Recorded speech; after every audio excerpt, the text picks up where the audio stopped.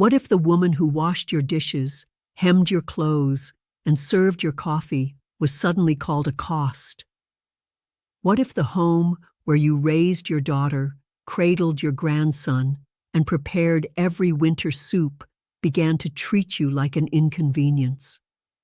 There was a time when she believed that love was silence and service, that everything she did, from Sunday lasagna to the towel folded neatly over the armrest, was just her way of saying, "I'm here, even if you don't see me." But time is a patient judge, and one day it delivered its verdict without a sound. Her name was Hilda. She was 72, her hands steady despite their tremble, and her presence filled rooms with a kind of love you don't teach, you live. Her home in Reno, Nevada wasn't grand, but it carried a history in every corner. The windows she helped paint, the garden she cultivated when her daughter was little, the picture frames she hung alone because, as she said, a home needs beauty, even on its walls. For decades, Hilda believed this would be her final harbor, that she would be remembered for the aromas in her kitchen, the words she said without speaking, and the patience of a woman who had lived more than she spoke. But the world does not remember women who gave everything and asked for nothing. First came the impatient glances, then the long silences. Her daughter, Sarah, once so attentive, now answered in cold syllables.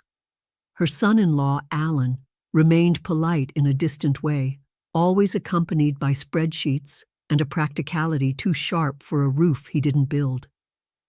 Until one Tuesday morning, one of those quiet mornings that hold everything, he said it. Cold, calculated. "Hilda, I can't afford you anymore." She heard him and didn't respond, but inside, something broke that would not be repaired. It wasn't anger, it was grief, the kind that mourns a family still alive, that mourns the illusion that kindness would be enough.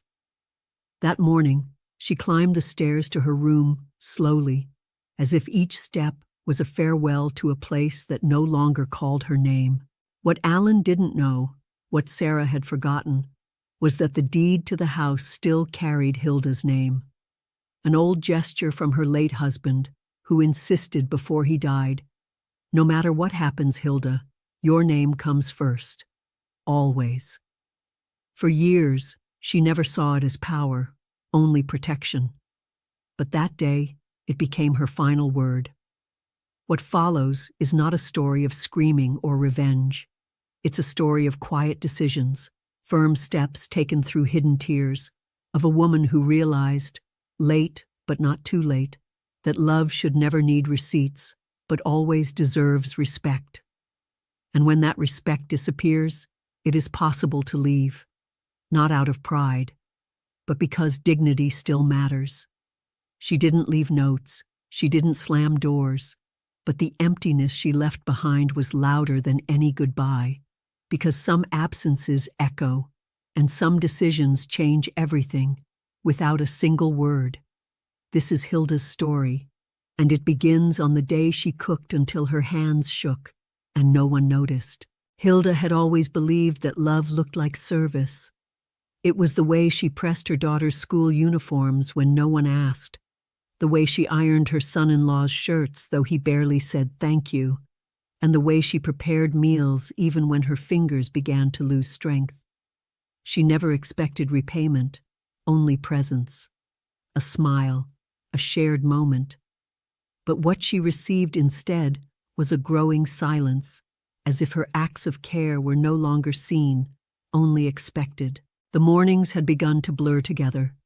She'd wake before the others, boil water for tea, and start the eggs just the way Sarah liked them, soft yolks sprinkled with pepper. Alan's toast was always lightly browned, and he preferred no butter. She remembered these things, not because they mattered to her, but because she had once been proud of knowing what comfort looked like for others.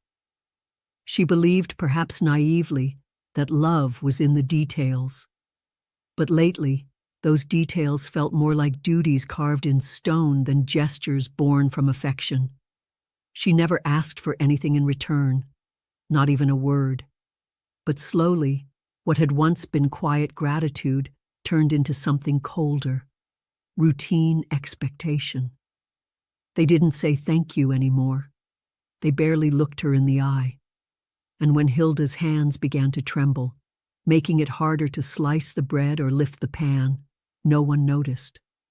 Or worse, they noticed and said nothing. For years, Hilda had kept a small notepad on the kitchen counter. It was always there, a quiet witness to her care. She'd jot down little needs for the family: milk, bananas, Sarah's favorite crackers, Alan's preferred coffee blend. Each line was a form of love. But one morning, she looked at the blank paper and realized she had nothing left to write. Not because the house didn't need groceries, but because she no longer knew what mattered. The things she used to remember with ease now felt foreign. Alan had started doing the shopping himself. He said it was more efficient. Sarah stopped reminding him of what Hilda liked: almond milk, soft apples, the herbal tea that helped her sleep. One week, he returned with bags full of processed food and no thought to her diet. She didn't complain. She simply stopped adding to the list. That small gesture, the refusal to write, was her quiet resignation. She had stopped being part of the equation, and yet they never asked why the pad remained untouched. Never wondered why she no longer organized the pantry or prepared the weekend meals. Perhaps they didn't see it. Or perhaps they did, and chose not to care. There was no document, no agreement. But from the moment she moved in, after her husband passed, there was an unspoken understanding, one that demanded her help, her presence, her silence. She had given her savings to help with the down payment. The house was in her name, though she never used that as leverage. When Sarah and Alan offered her the guest room, it was with warm smiles and open arms. At least, at first. But as the years went on, the guest room became a symbol of limits. She belonged in that space and nowhere else. Her voice grew smaller with each closed door. The house became quieter when she entered. She cooked, she cleaned, she watched the grandchild while the others worked, all without ever being asked or thanked. And still, she obeyed the invisible rules. Don't interrupt. Don't ask for anything. Don't remind them what you've done. She thought that if she played the role perfectly, she'd be safe, that love would remain. But even perfect obedience couldn't protect her from growing invisible. It happened on a Thursday evening. The air was tense for reasons she couldn't name. Sarah seemed distracted. Alan was more curt than usual. Hilda had prepared dinner, her famous stew, the one that took hours. She had added extra carrots because her grandson liked them.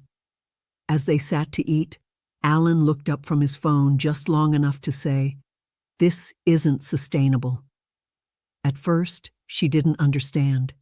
He continued, "Your presence here, it's becoming a financial strain." The words landed like a gavel, harsh, final. He didn't yell. He didn't need to. The tone was enough. He spoke as if she were a line item in a budget spreadsheet, something to be cut. Sarah didn't intervene. She looked down at her plate, as if the stew had answers. No one defended her. No one reassured her. In that moment, the kitchen, once her domain, her place of offering, became a courtroom. And she was not just on trial. She was already convicted, not for doing something wrong, but for simply existing. The next morning, she came down for breakfast. The chair at the head of the table was pulled out slightly, just as she had always left it. For a second, she wondered if it meant something. If Sarah had done it as a peace offering. If Alan had second thoughts. But no one looked up when she entered. The child watched cartoons. Alan typed on his laptop.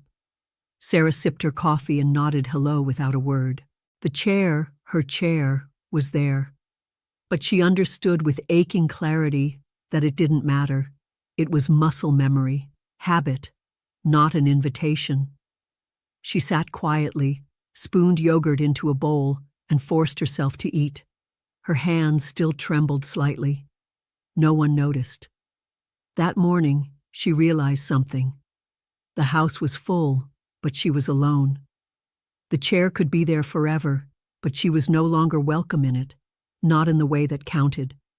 And that's when her decision began to form, not out of bitterness, but because she finally saw the truth.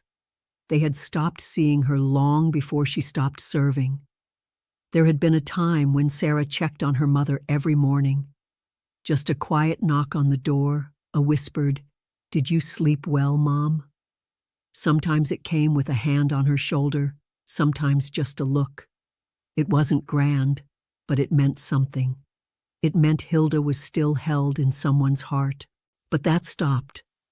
Not suddenly, no. Sarah had never been cruel, just increasingly absent in the details. First, it was missed eye contact. Then, mornings where Hilda came into the kitchen already awake, only to be met with silence. Sarah scrolled through her phone while sipping coffee. The question never came. And though Hilda never asked for it, she felt the hole its absence left behind. It wasn't about sleep. It was about being remembered, being checked on, being seen. That unspoken bond between mother and daughter, it had loosened. And Hilda, always sensitive to quiet shifts, could feel the ground beneath it begin to crack. Alan had always been practical, financially responsible, efficient with his words.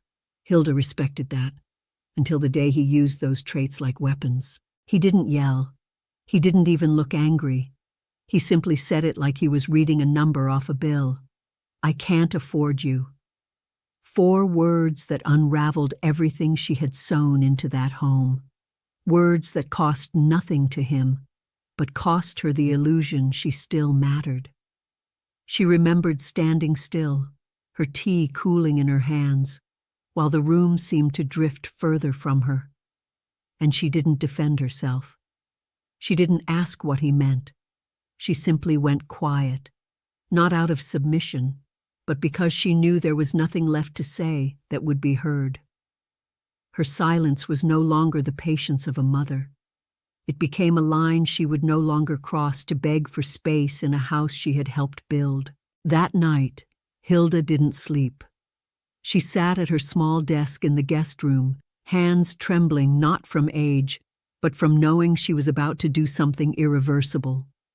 She pulled out the deed. It had always been there, in the same folder, in the same drawer.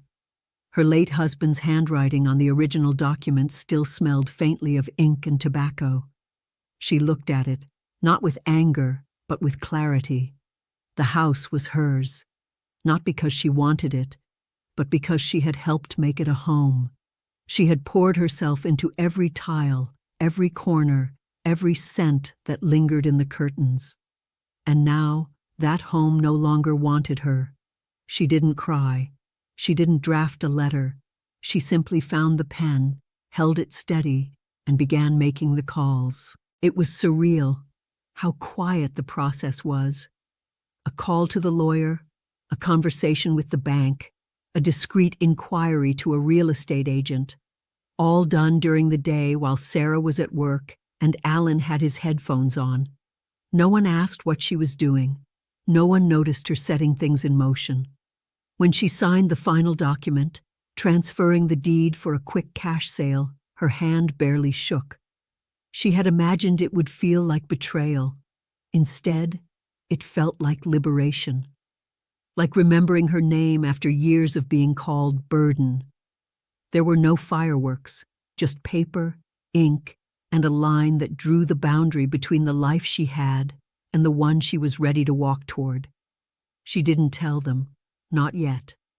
She wanted the silence to echo a little longer, not as punishment, but as her final way of saying, "You should have seen me." The morning she left, the house looked the same. Coffee brewing, news on the television, her grandson eating cereal. Alan didn't lift his head. Sarah was already running late. No one noticed the extra suitcase by the front door. Hilda stood for a moment at the threshold. She took in the walls, the photos, the space that once felt like hers, and then she walked out. No drama, no announcement, just the weight of decades lifted in one simple act. Inside, the house remained still. But outside, Hilda moved forward, not because she was escaping something, but because she was returning to herself, to a place where her name meant more than ink on a page, where respect didn't need to be begged for, and love didn't come with a ledger. Winter arrived early that year in Reno. The air grew sharper, the nights longer, and inside the house, the silence became heavier than the snow gathering on the window ledges. Hilda had always loved this season, not for the cold, but for the excuse it gave to slow down, to sit quietly by the heater, to knit while the world outside hushed itself. But that winter, even the things that once brought her comfort began to feel foreign. She stayed mostly in her room. The once familiar hum of the house now felt distant. Laughter came from downstairs, muted through closed doors. Conversations passed through her like cold wind, brushing against her skin but never warming her. She didn't resent them for it. She only wondered when it had become so easy to live around her, instead of with her. There were no harsh words, no arguments, just a slow erosion of inclusion, a quiet shrinking of her presence until even she began to question if she still belonged. The worst kind of loneliness, she realized, was not being alone. It was being forgotten in the middle of the life you helped build. Every evening, after the dishes were done and the lights dimmed in the living room, Hilda would climb the stairs to her room. No one said goodnight. No one asked if she needed anything. Sometimes, the dog would glance at her, and she'd offer a quiet smile, grateful for even that small acknowledgement. The stairs creaked under her feet, the same steps she had once carried her sleeping grandson up, years ago, when he was still small enough to fit in her arms. Now, he hardly looked up from his tablet when she passed, and yet she never missed a night, not because she had anywhere to go, but because rituals are hard to break, even when they no longer hold meaning. Each step was a whisper of who she had been, each landing a silent farewell to a home that stopped listening. Hilda had a routine. She would pour herself a cup of chamomile tea around 8 p.m., not for sleep, but for comfort. In the early years, Sarah used to join her. They would sit on the couch, sip tea, and talk about the day. Even Alan would occasionally pass by with a joke or a gentle tease. Now her cup sat alone on the kitchen counter. Once she left it empty, just to see. No one noticed. No one asked if she wanted more. The next evening, she boiled her own water, poured it in silence, and sat by the window instead of the living room. Outside, the snow continued to fall. Inside, the warmth had retreated into memory. It wasn't about the tea. It never was. It was about the absence of thought, the quiet way care had evaporated. Not violently, just completely. She had spent weeks knitting that blanket. Each stitch held a thought, a memory, a hope. It was meant to be a gift for the family, for those long winter nights when they'd gather under one cover.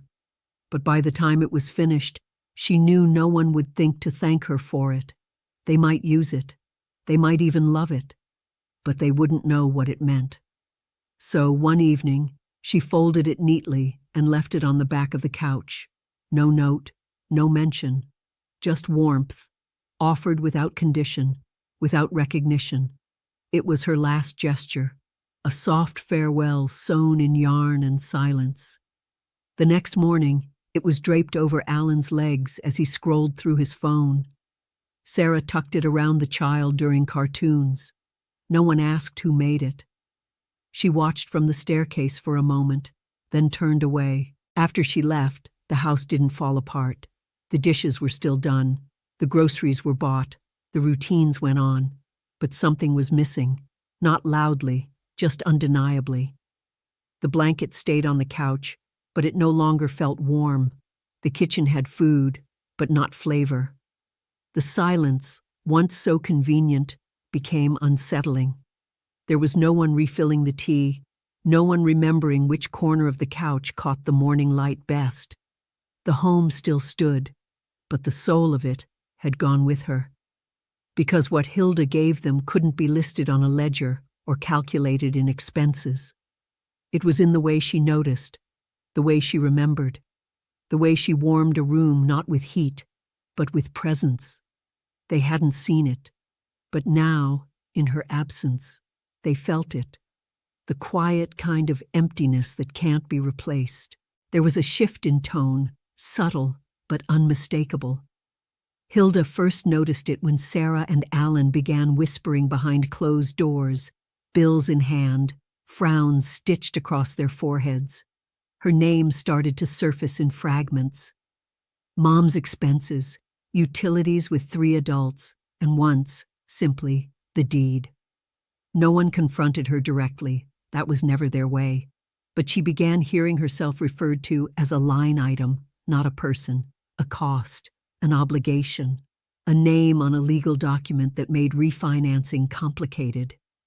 She wasn't family anymore, not in the way that mattered. She was now part of a problem they didn't want to solve, only remove. Hilda had always known that age brought invisibility. What she hadn't expected was how quickly that invisibility turned into inconvenience. The woman who once made the house function had become a logistical error, and though no one said it outright, she heard it in every sigh, every averted glance. Her name had become too heavy to carry. She didn't pack loudly. There was no urgency, no chaos, just a quiet, methodical gathering of her life into one medium-sized storage box. It was an act of self-preservation. Photographs, letters from her husband, a brooch her mother had given her, a folded recipe card with her own handwriting now faded. Not much, considering decades of living, but enough. She looked at the objects and realized these were the only things in that house that still belonged to her in spirit. The rest, the dishes, the furniture, even the air, had shifted allegiance. She no longer felt safe leaving parts of herself there. The box wasn't just storage, it was a lifeboat. When she closed the lid, her hands paused over the final item, a small hand-knitted square she had made during the first week after moving in. She had intended it to be part of a larger blanket for the family. But like many of her offerings, it had been forgotten before it was even seen. She placed it gently on top. The bank teller was young, polite, and unaware of the weight of the moment. To him, it was just paperwork, a signature, a transaction. To Hilda, it was release. She sat across from the manager, her coat buttoned, her voice calm. "I'd like to sell the property," she said, as if she were ordering coffee. There were questions, verifications, a long moment when they asked if she was sure. She nodded. She was more than sure. She had never been so certain in her life. The sale was swift. Cash offer. No need to list it. She accepted it not because it was the best price, but because it gave her exactly what she needed. Distance. The kind of distance money can't buy, only decisions can create. When she walked out of the bank, the cold Nevada wind brushed her face, but she felt warm, not from the sun, but from the weight that had finally been lifted. She didn't smile, but something inside her settled. Justice, she realized, doesn't need applause. It only needs truth. The beauty of her decision was in its quietness. She didn't scream. She didn't slam doors. She didn't send angry letters or deliver tearful speeches. She simply left. And in doing so, she made them face what they had built. A home without heart, a family without memory. Alan and Sarah would discover it soon enough. The new deed would arrive. The bank would notify them. The locks would change. There would be no dispute. Everything was legal. Everything final. There was no court, no need for witnesses. The justice Hilda sought didn't wear a robe. It wore silence. Her absence became the consequence, and it echoed louder than any confrontation ever could. There had been a sound, faint but familiar, that marked her presence each day, the soft clinking of keys as she moved through the hallway. It was the soundtrack of her caretaking, her loyalty, her unnoticed love. Now, that sound was gone. The hallway remained. The photos on the wall stayed, but the keys, and the woman who carried them, had disappeared. In her place was a silence that wasn't peaceful, but hollow. And in that silence, the truth became unavoidable. They hadn't lost a tenant. They had lost the anchor, the quiet constant, the warmth in the walls, and no amount of noise could fill what her dignity had left behind. When Sarah was little, she couldn't sleep without her mother's lullabies. Hilda would sing to her gently, sometimes humming when her voice grew tired, stroking her hair while rocking her through fevered nights. Those melodies weren't just for comfort. They were vows, unspoken promises to always protect, to always show up, to always stay. But lullabies don't last forever. They fade, they age, and one day the child forgets them. Not because they stopped mattering, but because the child believes she no longer needs them. Sarah had forgotten what it meant to be held by someone who gave everything without asking for anything in return. Forgotten the voice that had calmed her nightmares. The woman who made herself small so her daughter could grow. And perhaps that's what hurt the most. Not the loss of kindness, but the loss of memory. It wasn't always like this. There was a time when Sarah looked at Hilda with admiration, even awe. She'd call her my rock, my guide, the strongest woman I know. But over the years, those words became rare, then vanished entirely. Now, when Sarah looked at her, it was as if she was seeing through her, like Hilda had become part of the wallpaper, present but no longer necessary. It was in the small interactions. The way Sarah barely paused when Hilda entered the room. The absent nods, the distracted uh-huhs, the way her tone shifted when Alan was near, clipped, cautious, less daughter and more gatekeeper.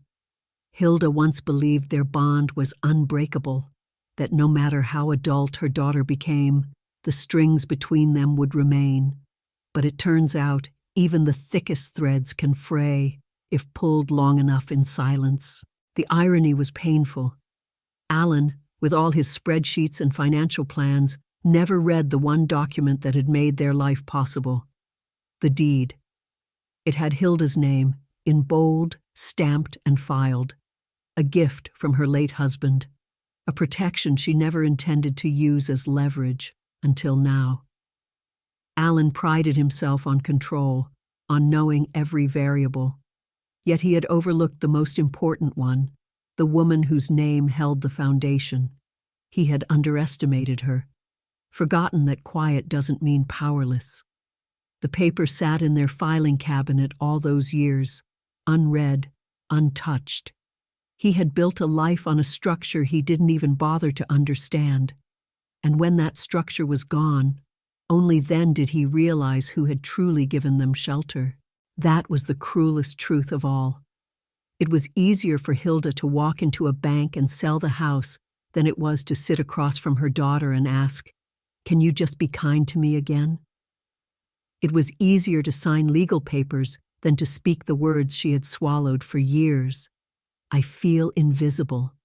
She had been strong her whole life, but strength, she learned, isn't always about enduring. Sometimes it's about releasing, about refusing to stay in a place where your presence is reduced to an expense. Selling the deed wasn't revenge. It was relief. It was letting go of a hope that had withered in the corner of her heart for too long.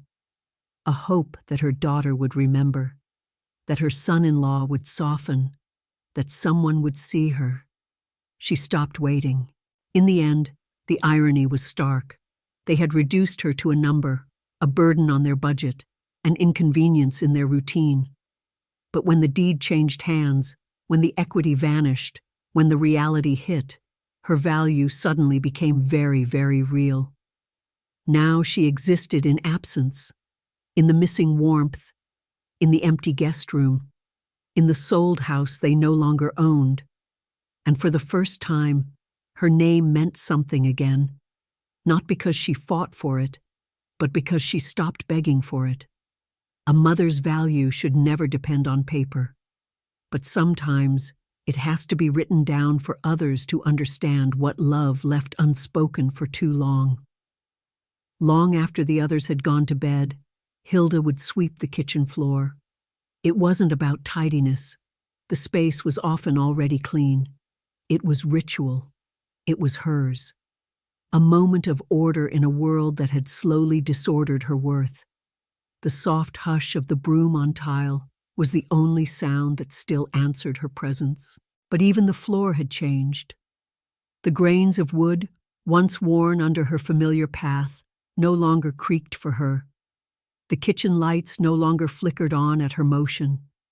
It was as if the house itself had aligned with its new masters, observing her now as a guest overstaying a welcome she was never truly given.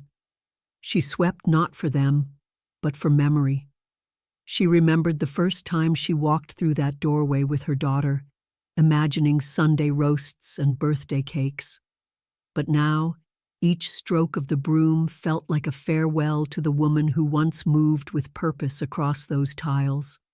Her steps, like her voice, no longer echoed. They merely faded. On the mantel sat a framed photo from a family trip to Lake Tahoe. Sarah in sunglasses, Alan holding their son, all smiles and matching jackets. Hilda had taken the picture. She remembered how cold it was that day, how she had shivered while waiting for them to pose just right, how they had thanked her casually before rushing off to the next moment. She looked at that photo every morning, and every morning it reminded her she was always behind the camera, never in the frame. A witness, a facilitator, never the center. They had built a home around moments she created, but they never turned the lens around. Not really. Even the memories they cherished had her fingerprints on them, but not her face. That omission wasn't accidental. It was revealing. She hadn't been erased. She had never been included. They never asked why she sat quietly during family meetings, why she stopped contributing to conversations about renovations or utilities, why she didn't question their decisions anymore. They assumed apathy, fatigue. They never imagined it was resolve. Because what Hilda had discovered, slowly, deeply, was that ownership didn't have to be loud to be powerful. She held the keys, the deed, the paper they never read. She didn't need to interrupt their plans. She needed only to wait for the moment when her silence would say more than any protest. The home they claimed had never truly been theirs, not legally, not in essence. They had lived in it, moved through it, but never honored its soul, the one who had sustained it. And now, ownership was no longer just paperwork. It was an act of quiet rebellion. She had been dismissed as powerless. They would learn otherwise. The end came without a fight. No legal letters, no heated arguments, just a firm handshake, a signature, and a gate that no longer opened. She made sure everything was done cleanly. The sale was final. The notices were sent. She arranged her move with precision, a single suitcase, a taxi, a destination of her choosing. No announcement, no scene.